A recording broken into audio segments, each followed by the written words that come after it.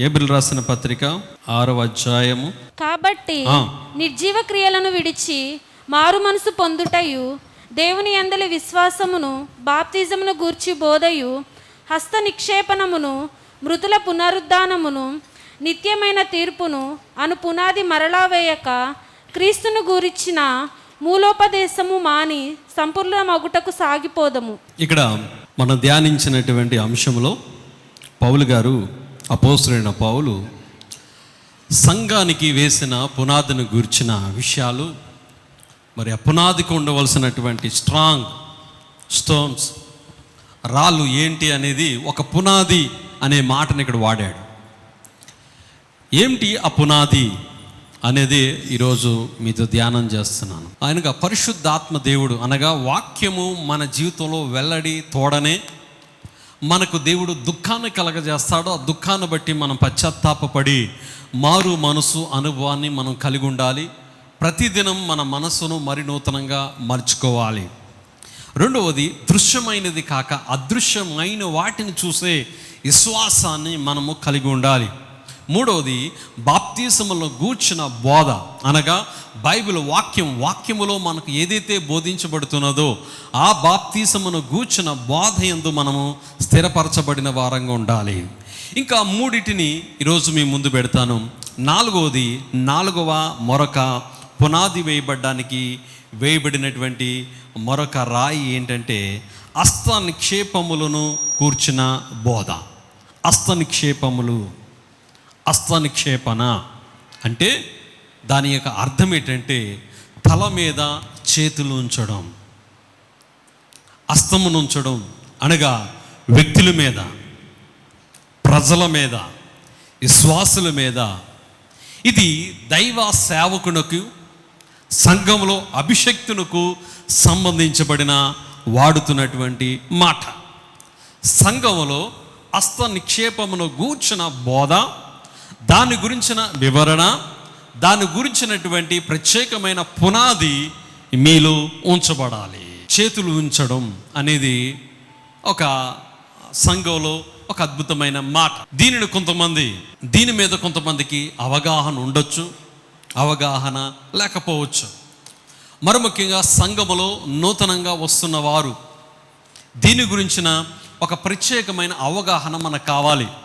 సహజంగా చేతులు ఉంచడం అంటే ఏదో బాగుపడ్డానుకో, లేకపోతే ఏదో వస్తుంది, ఏదో కలుగుతుంది అనే భావనతో చాలామంది అట్లాగే ఆ బోధలోనే, ఆ మాటలోనే మిగిలిపోతుంటారు, దాని ప్రకారమే నడుస్తుంటూ ఉంటారు.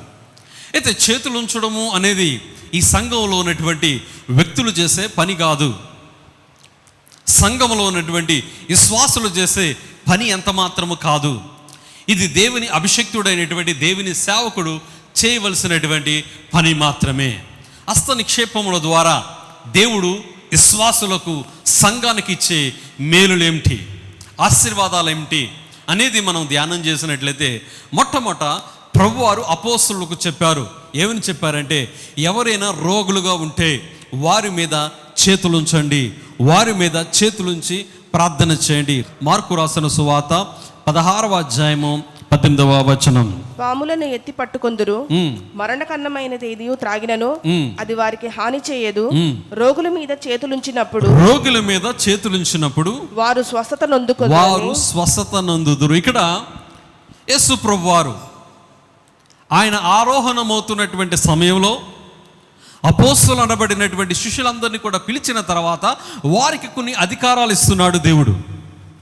కొన్ని అధికారాలు ఇస్తూ, కొన్ని నియమములు ఇస్తూ, కొన్నిటిని బోధిస్తూ వారితో చెప్పినటువంటి అద్భుతమైన మాట ఏంటంటే, మీరు రోగుల మీద చేతులుంచినప్పుడు వారేమవుతారు? స్వస్థపడతారు. వారి మీద చేతులుంచి మీరు ప్రార్థన చేస్తున్నప్పుడు వారిలో స్వస్థత కలుగుతుంది, విడుదల కలుగుతుంది, వారి జీవితంలో ఒక మార్పు కలుగుతుంది. క్రైస్తవ విశ్వాసములో చాలా ప్రాముఖ్యంగా ఈరోజు నమ్మే ఒక సత్యం ఇది. ఎవరు పడితే వారు చెప్పినది కాదు, ఏదో ప్రవక్తలు చెప్పిన మాటలు కాదు, అయితే భక్తులు వారు రాసినటువంటి మాట కాదు. యేసు ప్రభు వారే శరీరధారిగా ఈ భూమి మీద ఉన్నప్పుడు అపోస్తులైనటువంటి వారికి, శిష్యులైనటువంటి వారికి దేవుడు సెలవిచ్చినటువంటి మాట. యేసుప్రభు వారు కూడా ఈ లోకంలో శరీరధారిగా జీవిస్తున్నప్పుడు చాలామంది అనారోగ్యములతో వచ్చినప్పుడు వారి మీద చేతులుంచి ప్రార్థించినట్లుగా వాక్య ఆధారాలు మనకున్నాయి. గుడ్డివారు వచ్చినప్పుడు బలహీనంతో వచ్చినప్పుడు నడుము వంగిపోయి 18 సంవత్సరాలు నడవలేని స్త్రీలో ఉన్నటువంటి ఆ స్త్రీని కూడా దేవుడు చేతులుంచగా ఆ స్త్రీ సంపూర్ణమైన ఆరోగ్యాన్ని పొందుకుంది. ఇంకా మనము అపోస్తుల చరిత్రలోనికి వస్తే సౌలు అనగా పౌలు సౌలుగా ఉంటున్నటువంటి కాలంలో అతడు దమస్కు మార్గములో కింద పడి తన చూపును పోగొట్టుకుంటాడు. చూపును పోగొట్టుకోగానే అననీయతో దేవుడు మాట్లాడతాడు. అక్కడ ఉన్నటువంటి పరిచారకుడు దేవుని సేవకుడైన అననీయతో మాట్లాడతాడు. అననీయ, ఇదిగో తిన్నదన్ను వీధికెళ్ళు, యూదా వీటి వారికి తార్సు వాడైనటువంటి సౌలు అనే ఒక వ్యక్తి ప్రార్థన చేస్తుంటాడు. అతని మీద నువ్వు చేతులుంచి ప్రార్థన చేయి. అతనికి స్వస్థత కావాలి కాబట్టి అతని మీద నువ్వు చేతులుంచి ప్రార్థన చేయి అనగానే అక్కడ అననీయ అంటాడు, ప్రభా, అతడు యూదులను సంహరించేవాడు, యూదులను చంపేవాడు, యూదులను హింసించేవాడు, మరి ముఖ్యంగా క్రైస్తవులను నానా విధాలుగా బాధపెట్టి ఎవరైతే యేసు ప్రభువాన్ని అంగీకరిస్తున్నారో వారందరిని హింస పెట్టే వ్యక్తి కదా. లేదు, అతడు నా సాధనగా నేను వాడుకోబోతున్నాను, అతడు నా పాత్రగా వాడుకోబోతున్నాను కాబట్టి ఇప్పుడే వెళ్ళు, అతని మీద చేతులుంచి ప్రార్థన చేయి. అననీయ ఆ యొక్క సౌలు దగ్గరికి వెళ్ళి, అతడు గుడ్డితనంతో ఉంటాడు, కనబడలేనటువంటి స్థితిలో ఉంటాడు. అననీయ వెళ్ళి అతని మీద చేతి నుంచి ప్రార్థన చేయగా అతని కళ్ళలో ఉన్నటువంటి పొరలు రాలిపోయి అతడు స్వస్థత పొంది చూపినందునట్లుగా అపోస్తుల కార్యాల గ్రంథంలో మనము 9వ అధ్యాయము 11, 12, 13 వచనాలు ఆ మాటలు మనకు కనబడతాయి. ఎందుకు ఈ సందర్భాన్ని మీకు జ్ఞాపకం చేస్తున్నానంటే, దేవుడు తన అభిషేకితులకు ఇచ్చినటువంటి గొప్ప వరం. రెండవది, కృపావరములు ప్రచురింపజేస్తాయి, అంటే కృపావరములు వారికి కలుగుతాయి అని వాక్యం చెప్తుంది. మొదటి తిమోతి 1వ అధ్యాయము 6వ వచనాన్ని చదువుదాను. ఆ హేతువు చేత నా హస్త నిక్షేపముల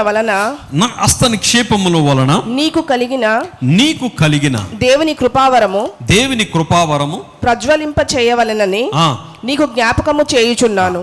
దేని ద్వారా? హస్త నిక్షేపముల ద్వారా నీకు కలిగిన కృపావరము.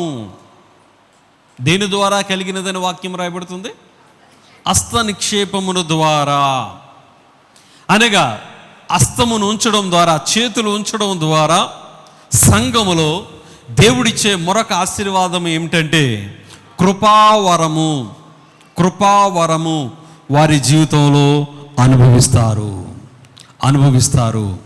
ఇంకా 4వ అధ్యాయం, మొదటి తిమోతి 4వ అధ్యాయము 14వ వచనంలో కూడా మరొక మాట మనకు కనబడుతుంది.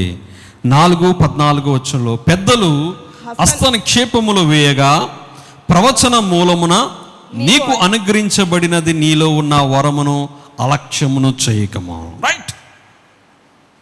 హస్త నిక్షేపముల ద్వారా దేవుడు వరములను ఇస్తున్నాడు. అందులో ప్రాముఖ్యమైన వరం కృపావరం. కృపావరములు ఎన్ని కృపావరములు చెప్పాలి? 9 కృపావరములు. ఏమిటి ఆ 9 కృపావరములు? బుద్ధివాక్యము, జ్ఞానవాక్యము, విశ్వాసము, స్వస్థపరచు వరము, అద్భుతాలు చేసే వరము, ప్రవచనములు, ఆత్మ వివేచన, నానా విధమైన భాషలు మాట్లాడడం.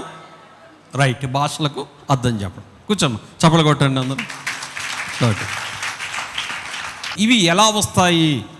ప్రవచన వరము కానీ, అదేవిధంగా విశ్వాసము కానీ, బుద్ధివాక్యము కానీ, జ్ఞానవాక్యము కానీ, భాషలు మాట్లాడడం కానీ, భాషలకు అర్థం చెప్పడం కానీ, ఇవన్నీ కూడా దేవుని సేవకుల హస్త నిక్షేపముల ద్వారా మీకు ప్రచురింపజేస్తాయి. ఆమేన్, హల్లెలూయా. ఈనాడు సంఘం మొదటి దానితోనే ఆగిపోతుంది. ఏంటి మొదటిది? దేవుని సేవకులు నా మీద హస్త నిక్షేపణ చేయగా నాకేం కలుగుతుంది? స్వస్థత మాత్రమే కావాలి, చాలు. తలనొప్పి వచ్చింది, ఒళ్ళు నొప్పులు వచ్చినవి, జ్వరం వచ్చింది, బాధ వచ్చింది, వీటికి మాత్రమే ప్రార్థన, వీటికి మాత్రమే ఆసక్తి, వీటికి మాత్రమే పరుగులెత్తుతాము. కానీ అయ్యో, హస్త నిక్షేపముల ద్వారా ఇచ్చే ఈ వరము, ఈ కృపా వరము నా జీవితంలో కూడా నేను కావాలి. నువ్వు దేవుని సేవకుడి దగ్గరకు వచ్చి ప్రార్థించుకున్నప్పుడు, ప్రభా ఈ వరమును నాకు దయచేవా, భాషలో మాట్లాడే వరము నాకు దయచేవా, ప్రవచనము చెప్పే వరము నాకు దయచేవా, లేకపోతే ఆత్మల వివేచనకు దయచేవా, దర్శనములు చూసే వరమును నాకు దయచేవా, ఆత్మను పొందుకునే వరమును నాకు దయచేవా అని అలాంటి ఆత్మ సంబంధమైనటువంటి ఆశ, తృష్ణ సంఘములో ప్రతి ఒక్కరు కూడా కలిగి ఉండవలసినటువంటి వారమై ఉన్నాం. ఆమేన్, హల్లెలూయా. మూడో విషయం చెప్తాను, అనగా హస్త నిక్షేపముల ద్వారా దేవుడిచ్చే మరొక ఆశీర్వాదం ఏమిటంటే పరిశుద్ధాత్మ అభిషేకం. అపోస్తుల కార్యాల గ్రంథం 8వ అధ్యాయము 17వ వచనం. అప్పుడు పేతురును యోహానును వారి మీద చేతులుంచగా వారు పరిశుద్ధాత్మను పొందిరి. వారు పరిశుద్ధాత్మను పొందిరి. అపోస్తులు చేయించుట వలన పరిశుద్ధాత్మ అనుగ్రహింపబడునని సీమోను చూచి. చాలండి. అప్పుడు పేతురు, యోహాను, అక్కడ ఉన్నటువంటి విశ్వాసుల మీద, పరిచారకుల మీద, అక్కడున్న వారి మీద అపోస్తులైనటువంటి వారు చేతులు ఉంచగానే వారు ఏం పొందారట? చెప్పాలి, ఏం పొందారు? పరిశుద్ధాత్మ శక్తిని పొందుకున్నారు, పరిశుద్ధాత్మ వరాన్ని అనుభవించారు, పరిశుద్ధాత్మను వారు పొందుకున్న అనుభవంలోనికి వెళ్ళారు. పరిశుద్ధాత్మ అనుభవం, పరిశుద్ధాత్మను వారు పొందుకున్నారు అనే మాట. వెంటనే కిందన గారిడి వాడైనటువంటి సీమోను చూశాడు. అప్పటికే సీమోను దేవుని వాక్యం ద్వారా పట్టబడ్డాడు, మారు మనసు పొందాడు, బాప్తిజం అనుభవంలోనికి వెళ్ళాడు.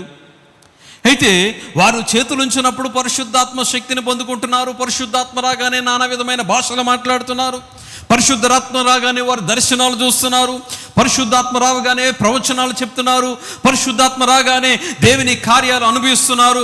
దేవుని యొక్క కార్యాలు వారి జీవితంలో ప్రచురింపజేస్తున్నాయి. ఇవన్నీ కూడా సీమోను, గారడి వాడైన సీమోను చూస్తున్నాడు. వెంటనే గబగబా వెళ్ళి తన దగ్గర ఉన్నటువంటి కొన్ని ద్రవ్యం అనగా ధనాన్ని తీసుకెళ్ళి అపోస్తులు ఎద్దు పెట్టి, అయ్యా నేను కూడా చెయ్యి వేస్తే అందరూ ఏమవ్వాలి? పరిశుద్ధాత్మ నింపబడాలి, నాకు ఆ వరమునిస్తావా అని అడిగినప్పుడు అక్కడ చెప్పాడు, ఇంకా నీ మనస్సు నాకు దుష్టత్వములోనే, దుర్నీతి బంధకములో ఉన్నట్లుగానే కనబడుతుంది, నీలాంటి వాడికి అలాంటి వరమును ఇవ్వడు. ఎందుకంటే గారడీ సీమోను ఒక విశ్వాసి మాత్రమే. అతడు సంఘంలో మారుమనసు పొందాడు. సో అతడు ఒక విశ్వాసంగా ఎదుగుతున్నటువంటి అనుభవంలో మాత్రమే ఉన్నాడు. కానీ ఇతని ఆశ ఏంటి? నేను కూడా అపోస్తలుల వలె చేయవేయగానే ఏమైపోవాలి?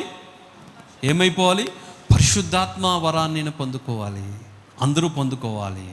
నా ప్రియమైన దీని బిడ్డ, హస్త నిక్షేపముల ద్వారా దేవుడిచ్చే అనుభవమే పరిశుద్ధాత్మ అభిషేకం. 4వది, హస్త నిక్షేపముల ద్వారా దేవుని సేవకునిగా, అభిషక్తులుగా నిలిపేది హస్త నిక్షేపణ. నూను కుమారుడైనటువంటి యెహోషువ ఉన్నాడు. మోషే తర్వాత నాయకుడుగా, మోషే తర్వాత ప్రవక్తగా, మోషే తర్వాత అభిషక్తుడుగా దేవుడు యెహోషువని ఎన్నుకోవాలనుకున్నాడు. దేవుడు తాట్ ఉంది ఎవరి మీద? యెహోషువ నియమిస్తున్నాను.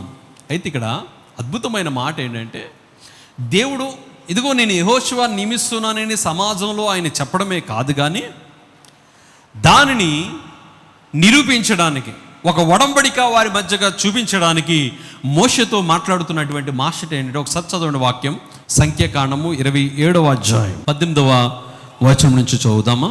అందుకు యెహోవా మోషేతో ఇట్లనెను, నూను కుమారుడైన యెహోషువ ఆత్మను పొందినవాడు, నీవు అతనిని తీసుకొని అతని మీద నీ చెయ్యి ఉంచి యాజకుడగు ఎలియాజరు ఎదుటను సర్వ సమాజము ఎదుటను అతను నిలువబెట్టి వారి కన్నుల ఎదుట అతనికి ఆజ్ఞ ఇమ్ము. చాలండి. 23వ వచనం చూసినట్లయితే, అతని మీద తన చేతులుంచి యెహోషువ మోషే ద్వారా ఆజ్ఞాపించినట్లు అతనికి ఆజ్ఞ ఇచ్చును. అంటే దేవుడు కోరుకున్నాడు.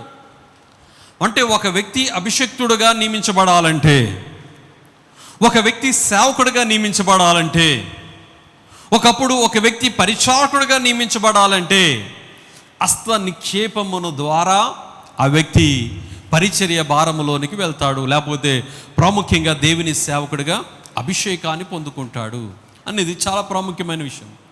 దేవుడు ఒక మాట ఇచ్చచ్చు కదా. యెహోవా సమాజ పూర్వకంగా ఉన్న జనులతో చెప్పేవాడు, ఇదిగో నేను మాట ఇస్తానని అయిపోయింది. అది కాదు, దేవుడు ఒక మాదిరినిచ్చాడు. మోషే నువ్వు సర్వ సమాజం ఎదుట అతని మీద చేతులుంచి హస్త నిక్షేపముల ద్వారా తర్వాత నాయకత్వాన్ని, తర్వాత పరిచర్య ధర్మాన్ని, తర్వాత జరిగే యాజక సమస్యాన్ని కూడా అతనికి నువ్వు నీ చేతి ద్వారా హస్త నిక్షేపముల ద్వారా దానిని స్థిరపరచమని వాక్యం ద్వారా సెలవు ఇవ్వడం జరిగింది. అంటే ఇక్కడ చాలా ప్రాముఖ్యమైన విషయం ఏంటంటే, ఒక దేవుని సేవకుడుగా అభిషేకాన్ని పొందాలంటే హస్త నిక్షేపముల ద్వారా అతడు అభిషేకించబడాలి. బర్నబాను కూడా దేవుని పరిచర్య కొరకు, సేవ కొరకు పంపించేటప్పుడు కొన్ని దినాలు ఉపవాసం ఉండి అతని మీద చేతులుంచి ప్రార్థన చేసి అతనుకు సేవకు పంపించారు. మీరు అపోస్తుల కార్యాల గ్రంథములో విషయాలు ఎక్కువగా మనకు కనబడతాయి, సేవకులైనటువంటి వారిని అభిషేకించే విధానం. కానీ ఈనాడు వాక్యానికి విరుద్ధంగా ఉన్నటువంటి రోజులు, వాక్య అనుభవము సరిగా మనము గ్రహించలేనటువంటి అనుభవాలు. నేను విమర్శించటం లేదు, కానీ కొన్ని సందర్భాలు ఎలా జరుగుతున్నాయి. మొదటి తిమోతి రాసిన పత్రిక 5వ అధ్యాయము 22వ వచనంలో ఉన్నటువంటి ఒక మాట మనం గమనిద్దాం. మొదటి తిమోతి రాసిన పత్రిక 5వ అధ్యాయము 22వ వచనం. త్వరపడి ఎవరి మీదనైనను హస్త నిక్షేపములను చేయకము. రైట్, ఇది చాలా ఇంపార్టెంట్ విషయం. నేను ఒకసారి మహిమ గార్డెన్స్లో ఒక మీటింగ్ జరుగుతుంది. హోసన్న జాన్ వెస్లీ గారు వాక్య పరిచర్య కొరకు పిలువబడ్డారు. నన్ను ఆహ్వానించారు, నేను ఉన్నాను. అప్పటి వరకు ఆయనకు తెలియదు, నాకు తెలియదు. ఆ మీటింగ్స్ పెట్టిన ఆయన ఆర్డినేషన్ తీసుకోవాలని ఆశపడ్డాడు. వెంటనే వెళ్ళి జాన్ వెస్లీ గారితో అన్నాడు, అన్న నాకు ఆర్డినేషన్ ఇవ్వాలంటే ఒకసారి ఆశ్చర్యపోయాడు. ఇదేంటయ్యా, నువ్వు ముందు చెప్పాలి కదా, ఇలా వెంటనే నువ్వు నాకు చెప్తే ఎట్లా అన్నాడు. లేదన్నాడు. ఆయన వెనక అడిగేశాడు, నా దగ్గరికి వచ్చాడు. అన్న మీరు వెళ్ళి కొద్దిగా ఆర్డినేషన్ ఇవ్వండి అంటే నాకు ఈ వాక్యం గుర్తుకొచ్చింది. సారీ అన్న, నేను కూడా ఎవరికి పడితే వారికి ఇవ్వలేను కదా, ఆ వ్యక్తి ఎవరో నాకు తెలియదు, ఆ వ్యక్తి గురించిన సంపూర్ణమైన అవగాహన నాకు తెలియదు.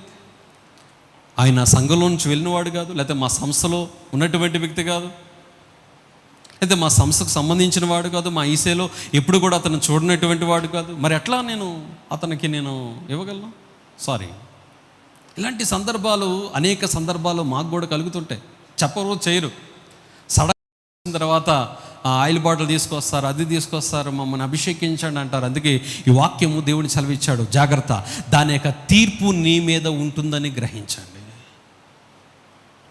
మీరు గ్రహించకండి. నేను అన్నాను, నేను బాప్తీసాలే నేను ఇవ్వను, నాకు తెలియకుండా, ఎవరో తెలియకుండా అసలు బాప్తీసాలే ఇవ్వను. అందుకే జాగ్రత్తగా హస్త నిక్షేపంలో పెట్టే విషయంలో జాగ్రత్త పడము అంటాడు. పాత నిబంధన గ్రంథంలో కూడా ఇశ్రాయేలు యొక్క పాపదోషం అన్నిటినీ కూడా ఒక మేకపిల్లను తీసుకొచ్చి మేకపిల్ల మీద తల మీద అహరోను ఏం చేసేవాడని తెలుసా? చేతులుంచి. ఎవరి మీద?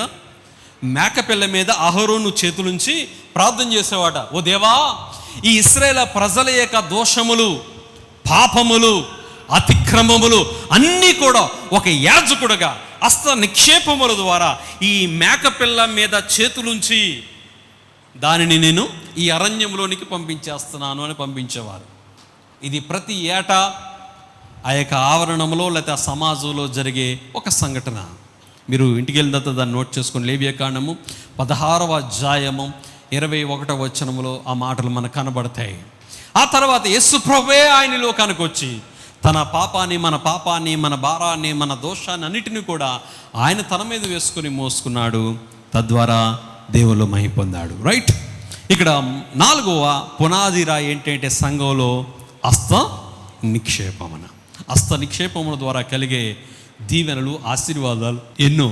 అందులో రోగుల మీద చేతులుంచడం ద్వారా వారు స్వస్థ పొందుతారు. తర్వాత కృపావరాలు వారి జీవితంలో ప్రజ్వలింపజేస్తారు. తర్వాత పరిశుద్ధాత్మ అభిషేకం వారి జీవితంలో అనుభవిస్తారు. తర్వాత అభిషేకం అనగా దేవుని సేవకుడిగా కానీ పరిచారకుడిగా కానీ అభిషేకించబడతారు. ఈ రకమైనటువంటి విషయాలను బైబిల్ గ్రంథంలో రాయబడ్డాయి. 5వ పునాది రాయి. బైబిల్ రాసిన పత్రిక 6వ అధ్యాయంలో ఏం రాయబడింది? 5వ పునాది రాయి మృతుల పునరుద్ధానము.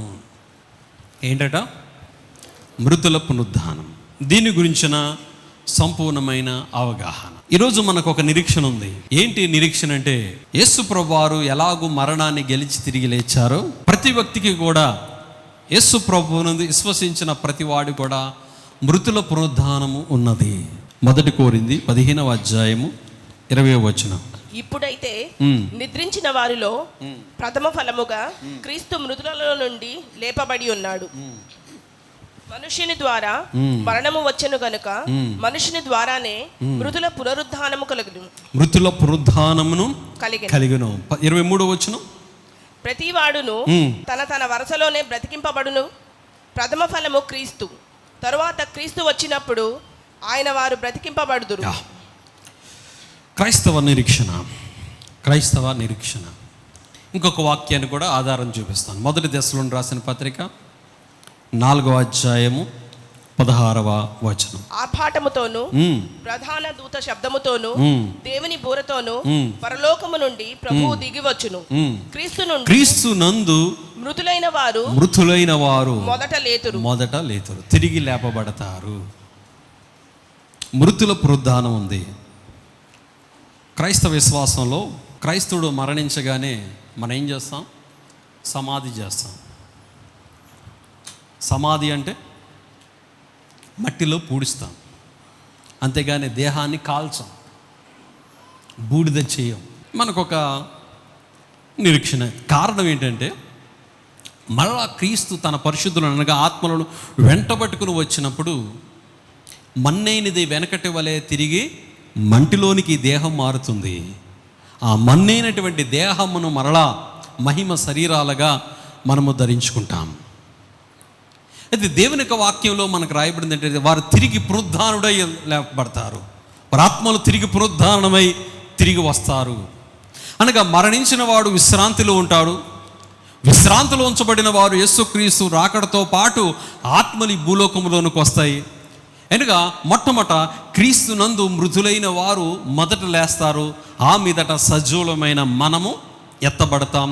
మనము కూడా ఈ దేహముతో ఎత్తబడము, కానీ మహిమ శరీరముతో మనమందరం కూడా ఎత్తబడతాం. అంటే మృతుల పునరుద్ధానమున్నది అంటే చచ్చిపోయిన వాడు తిరిగి మరలా బ్రతుకుతాడు అనే నిరీక్షణ క్రైస్తవ విశ్వాసంలో ఉంది.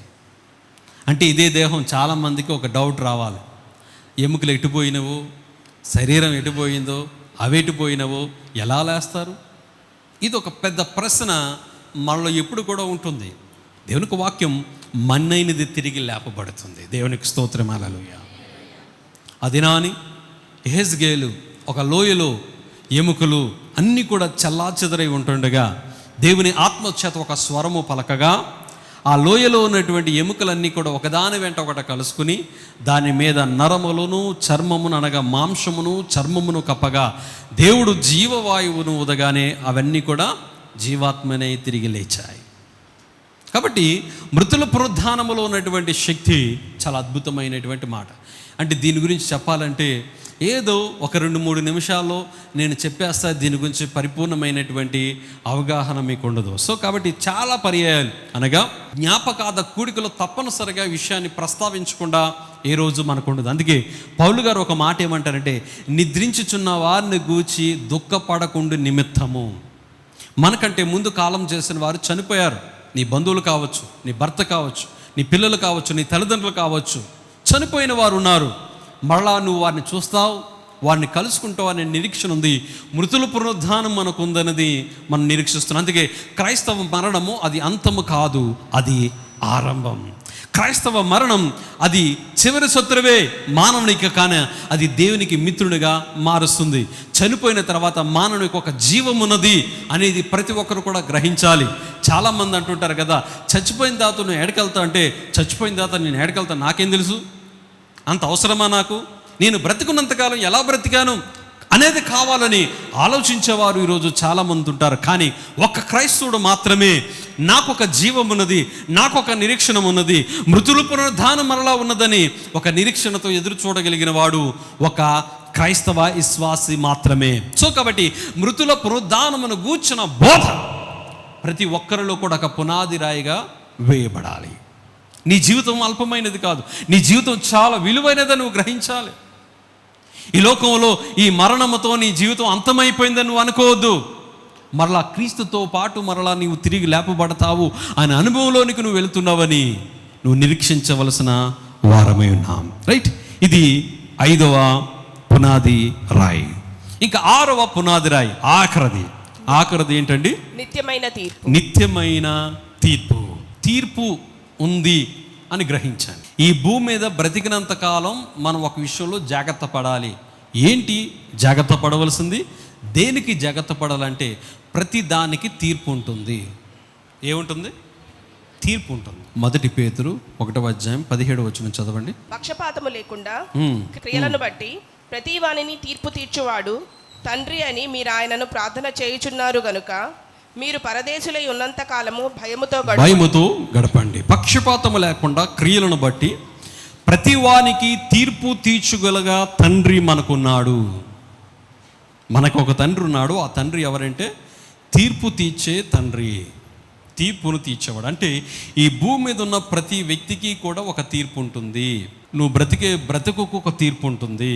అయితే దేవుడు కూడా మనకు న్యాయకర్త, ఆయన తీర్పు తీర్చేవాడు. ఈ భూమి మీద ప్రతి మనిషికి ఒక తీర్పు ఉంటుంది, మరి ముఖ్యంగా క్రైస్తవ జనాంగానికి. ఈ తీర్పు ఎవరు సాక్షులు? ఆకాశము సాక్షి, భూమి సాక్షి, పంచభూతములు దానికి సాక్షిగా ఉంటాయి.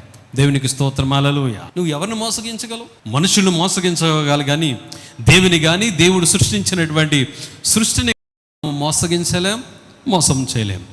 అయితే మనకు ఈ భూమి మీద నుంచి మనము దేవుని రాజ్యంలోనికి వెళ్ళేటప్పుడు మనం ఒకటిని తీసుకెళ్తాం.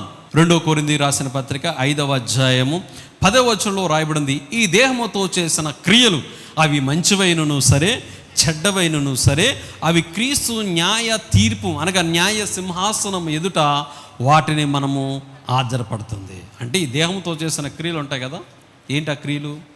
అవి మంచి కావచ్చు, మంచి పనులు చేసాం అనుకోండి, సో అది ఉంటుంది ఈ దేహంతో. రెండోది, ఈ దేహంతో చేసిన కొన్ని పనులు ఉంటాయి, హత్యలు కానీ, క్రోధము కానీ, లేకపోతే రకరకాల పాపాలు కానీ, ఇవి కూడా వెళ్తాయి. మంచి పనులు వెళ్తాయి, చెడ్డ పనులు వెళ్తాయి. అవి క్రీస్తు న్యాయ పీఠం ఎదుట అవి నిలబడతాయి. రోమిలు రాసిన పత్రిక 14:12 రాయబడింది, అని రాయబడినది గనుక మనలో ప్రతివాడును తన్ను గురించి దేవునికి లెక్క అప్పగించవలను. ఏం చేయాలంటే ప్రతి ఒక్కడు కూడా లెక్క అప్పగించాలి. హలో, ఈ వాక్యం వింటున్న మీ అందరికీ మనందరం కూడా ఒక లెక్క చెప్పాలి. ఈ భూమి మీద నీకున్నటువంటి జీవితం, నీ సేవకుడు అనేక సార్లు నీతో మాట్లాడాడు, కానీ ఆ మాట నువ్వు పెడచెవును పెట్టావు. అనేక పర్యాయములు మారు మనసు గురించి మాట్లాడాడు, అనేక పర్యాయములు బాప్తిజం గురించి మాట్లాడాడు, అనేక పర్యాయములు దేవుని వాక్యం నీ దగ్గరకు వచ్చింది, కానీ దాన్ని వినలేనటువంటి వాడుగా ఉన్నావు. దానికి లెక్క అప్పగించాలి. నువ్వు చేసే ప్రతి దానికి ఒక లెక్క ఉంటుంది. ఆ లెక్కలన్నీ రాయబడతాయి, నీకు తెలియవు. నీ తల వెంట్రుకల లెక్క ఎంతో ఆయనకు తెలుసు. నువ్వు చేసిన ప్రతిదానికి ఆయన లెక్క తెలీదా? అయితే పై వాక్యంలో ఇంకొక మాట ఏముందంటే, మీరు నీ సహోదరులకు నువ్వు తీర్పు తీర్చినేలా. నువ్వెందుకు తీర్పు తీర్చడం? నీ కంట్లో దూలం పెట్టుకొని ఎదుటివాడి కంట్లో ఉన్నటువంటి నలుసును చూపిస్తున్నావే, అది తప్పు. ఈరోజు చాలామంది పెద్దరాయిలు ఎక్కువైపోతారు, తీర్పులు తీర్చేవాళ్ళు. నువ్వు తీర్పు తీర్చటం నీ పని కాదు. ఇంకోటి చాలా ప్రాముఖ్యమైన విషయం ఏంటంటే, బోధించే బోధకులకు కూడా తీర్పు ఉంటుంది. అది ఇంకా కఠినమైన తీర్పు. యాకోబు రాసిన పత్రిక 3:1 నా సహోదరులారా, బోధకులమైన మనము మరి కఠినమైన తీర్పు పొందుదామని తెలుసుకొని మీలో అనేకులు బోధకులు కాకుండుకుడి. మీకంటే డబల్ ఉంటుంది. ఎవరికి? మాకు, బోధకులకి. దేవునికి వాక్యం రాయబడుతుంది, బోధకులను గూర్చి మీరు తీర్పు తీర్చే అవసరం లేదు. దేవుడే మాట్లాడాడు. ఏంటి తెలుసా? నా సహోదరులారా, బోధకులమైన మనకు మరీ కఠినమైన తీర్పు. ఇక్కడ కన్స్ట్రక్షన్ ఏమి ఉండదు. అయ్యో, నా సేవకుడు నా పరిచయం చేశాడు, నా కోసం ఎంతో కష్టపడ్డాడు, నువ్వు తీర్పు తీరుస్తున్నావే ఈ లోకంలో వాళ్ళ గురించి, ఆ బోధకుల గురించి, వీళ్ళ గురించి. ఈ మధ్య ఈ సోషల్ మీడియా వచ్చింది, అది ఒకటి ఎక్కువైపోయింది. విశ్వాసులు సేవకులకు తీర్పు తీర్చడం జాగ్రత్త, అది నీకు కొడుతుంది. దేవుని ఒక వాక్యం చెబుతుంది, దానికి సంబంధించిన తీర్పు ఉంటుంది, అది మరి కఠినమైనదిగా ఉంటుంది. కాబట్టి అందుకే మీరు బోధకులు కాకుండా ఉండడానికి ప్రయత్నించండి, బోధించేవారిగా ఉండడానికి ప్రయత్నించండి. అంటే తీర్పులు, అంత్య తీర్పు, మరి ముఖ్యంగా నిత్యమైన తీర్పు మనం ఉన్నదని మనం గ్రహించాలి. సంఘంలో చాలా ప్రాముఖ్యమైన పునాది రాయి ఇది. సంఘములో ఉంచబడినటువంటి ప్రధానమైన పునాది రాయి. తీర్పులోనికి మనం వెళ్తున్నాం. సమాజాన్ని చూసి భయపడుతున్నావా? చాలామంది బాప్తిసం తీసుకుంటారు, సమాజానికి భయపడి దేవుడు చెయ్యొద్దనే చేస్తుంటారు, దేవుడు పెట్టుకోవద్దనే పెట్టుకుంటారు, దేవుడు వెళ్ళొద్దనే వెళ్తారు, దేవుడు తినొద్దనే తింటారు. తీర్పు ఉంటుంది, జాగ్రత్త. పాస్టర్ గారు ఎంతసేపు చెప్తారు నీకు? దేవుని సేవకులు ఎంతసేపు నీకు బోధిస్తారు?